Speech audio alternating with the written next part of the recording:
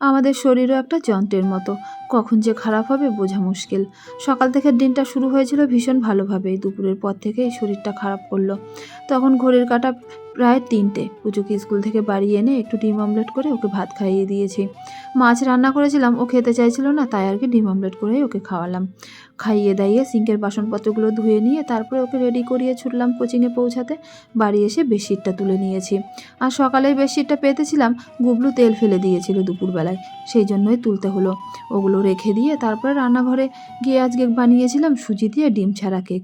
ভীষণ ভালো হয়েছিল, যেন কদিন ধরেই পুজো একটু আবদার করছিল কেকের জন্য। ও কেকটা ভীষণ পছন্দ করে, তাই আর কি বানিয়ে ফেললাম। ভাবলাম হাতে আজকে একটু সময় আছে, কোচিং থেকে বাড়ি এসে যদি দেখে ভীষণ খুশি হবে। কেকটা বসিয়ে দিয়ে কালকে সকালের জন্য সবজিপাতিগুলো কেটে দিয়ে রেডি করলাম, আর ওদিকে আটাটাও মেখে রাখলাম।